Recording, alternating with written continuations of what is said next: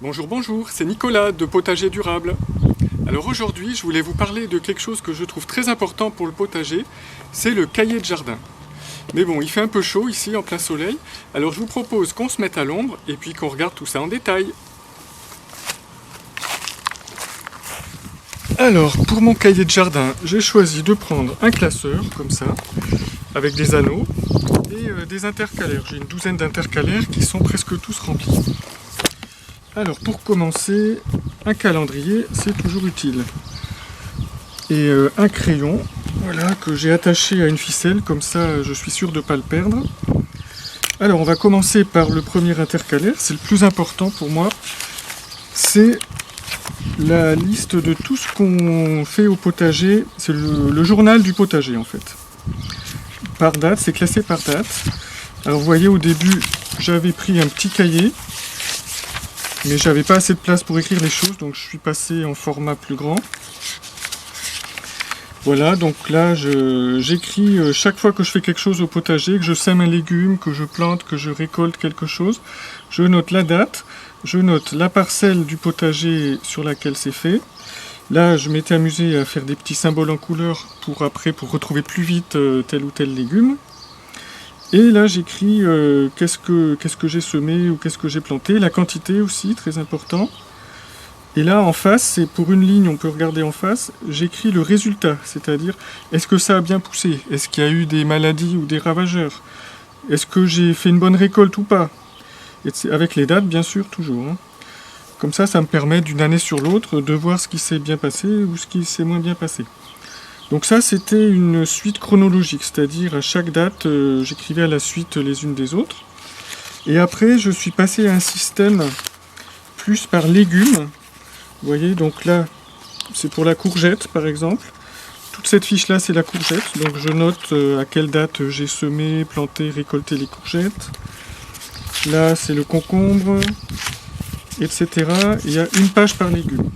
Je trouve ça plus simple maintenant parce que j'ai remarqué que quand on fait des recherches sur les années précédentes, on s'intéresse à un légume particulier. Donc ça va plus vite pour trouver ce qu'on cherche.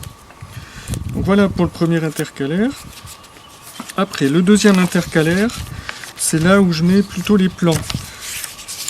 Donc là, mon nouveau potager en carré là, que j'ai démarré cette année, j'ai fait le plan ici. Il y a deux carrés, vous voyez, où j'ai inscrit les légumes que j'ai plantés. Et sinon, mon potager qui est plus classique, là, bon, voilà le plan. Il n'a pas une forme très rectangulaire, c'est une forme un peu biscornue, mais bon, ça reflète la réalité. Et donc chaque fois j'écris, enfin pour une année je fais plusieurs plans, un plan pour le printemps, un plan pour l'été, un plan pour l'automne. Et j'écris à quel endroit j'ai planté quel légume. Comme ça me permet de faire un petit peu la rotation des cultures. Alors si vous lisez le blog, vous savez que je ne suis pas trop pour la rotation des cultures. Je trouve que c'est se casser la tête pour pas grand-chose. Mais bon, dans certains cas, par exemple, pour la famille des Aillacées, c'est-à-dire les oignons, les poireaux, les échalotes, etc., eh ben, il ne faut pas les mettre près des fabacées, c'est-à-dire les haricots, les fèves, tout ça. Donc ça me permet de voir d'une année sur l'autre qu'est-ce que j'ai mis à quel endroit. Voilà, après, qu'est-ce que j'ai d'autre? Ah oui, un autre intercalaire très important, là, c'est la liste de tous les semis en godet que je fais. Voilà, c'est le numéro 5, il est là. Donc, la liste de tous les semis en godet ou en terrine que je fais. Donc, je note la date, je note quels légumes j'ai semés en terrine, quelle quantité, et à quelle date je les ai repiqués. Donc comme j'en fais pas mal, ça me permet de m'y retrouver dans mes godets, parce que sinon, tant que c'est pas sorti, on se souvient plus de ce que c'est. Donc ça me permet de savoir. Un autre intercalaire, voilà, ce sont des astuces. Donc par exemple, je peux trouver soit dans des magazines, sur internet, ou en discutant avec d'autres jardiniers, des petites astuces que j'ai envie d'appliquer dans mon jardin. Pour pas les oublier, voilà, ça me sert de pense-bête. Donc, par exemple, qu'est-ce que j'ai marqué là pour des blettes? J'ai marqué qu'à la fin de la saison, il suffit de couper toutes les blettes à ras, mais de laisser les racines dans la terre. Et au printemps, il va y avoir des petites feuilles qui vont repousser et on va pouvoir faire une petite récolte de jeunes feuilles de blettes qu'on va pouvoir manger en salade, par exemple. Voilà le genre d'astuce que je note dans cet intercalaire. Voilà, après qu'est-ce que j'ai? J'ai une sorte de journal général sur la saison, où je note, tiens, le début du printemps en 2014, il a été particulièrement pluvieux. Il y a eu un petit peu de canicule, là on voit 10 avril, là, il a fait 22 degrés, donc c'est particulièrement chaud pour la saison. Donc après, ça peut me permettre d'expliquer pourquoi tel ou tel légume a bien poussé ou a mal poussé. Donc c'est quelque chose de très très grossier, donc c'est vraiment à grosse maille, hein, c'est un peu la météo de mois par mois. Voilà. Alors là j'ai un onglet intitulé fleurs où je note ce que je sème et ce que je plante comme fleurs et à quelle date.